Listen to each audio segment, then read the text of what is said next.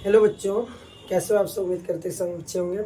आइए हम लोग इसी सीरीज को आगे बढ़ाते हैं। कंटिन्यू करते हुए हम लोग क्वेश्चन नंबर 5 को सॉल्व करते हैं। जैसा कि आपको यहाँ पे इस स्क्रीन पर दिख रहा होगा, क्वेश्चन क्या है कि हम 5 नंबर पढ़ते हैं आपके सामने। यदि सेक थीटा 13/12 है कि यदि हम लोग सोल्यूशन में देखेंगे, केवल आपको सोल्यूशन यहाँ पे क्वेश्चन दिख रहा होगा कि सेक थीटा, देखिएगा सेक थीटा का मान जो है आपके पास 13 में कितना है, 12 है। तो सबसे पहले हम ये समझते हैं कि इसको कंपेरिजन करते हैं। रेशियो क्या होगा, कॉस क्या होगा बी बटे एच, मतलब कॉस क्या होता है बी बटे एच, इसका होगा एच बटे बी। इसका बोल सकते हैं हम लोग एच अपॉन में बी।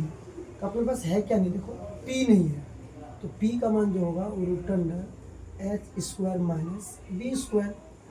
यहाँ से क्या करते हैं हम लोग, एच का मान देखो कितना 13 का स्क्वायर करते हैं, माइनस बी का वैल्यू 12 का स्क्वायर करेंगे तो कितना आ जाएगा अपने पास 13 13 169 और 12 144। इसको माइनस करेंगे तो आई थिंक कितना आएगा 25 आएगा। आप 25 का स्क्वायर जो निकालेंगे कितना आएगा 5 आएगा। उम्मीद है कि पी का भी वैल्यू आपके पास कितना आ गया 5 आ गया। तो 5 12 13 ट्रिपलेट भी होता है।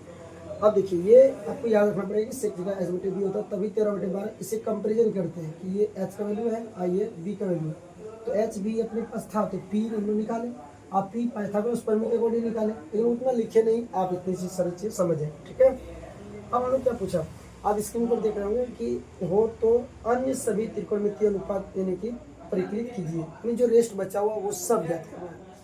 तो अपने पास साइन सेक के बाद है, तो पहला हम बोल सकते हैं साइन थीटा, यानी हम ए है तो ए लेते हैं, थीटा है तो थीटा साइन थीटा।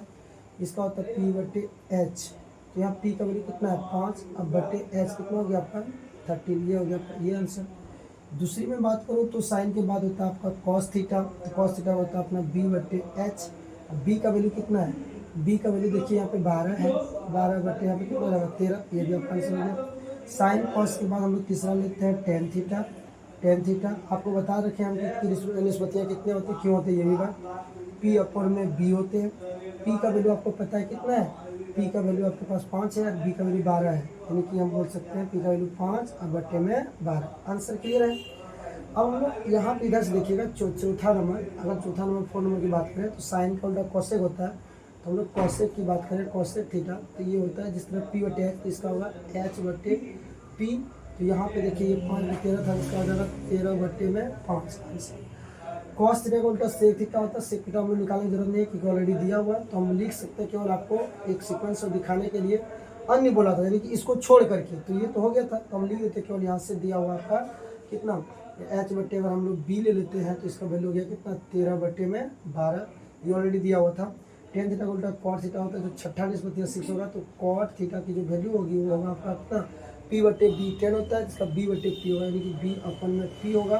तो बी का वैल्यू कितना हो गया आपके पास, बी का वैल्यू 12 है, 12 और पी का वैल्यू 5 है, तो ये हो गया आपका पूरा कंप्लीट सॉल्यूशन, ठीक है।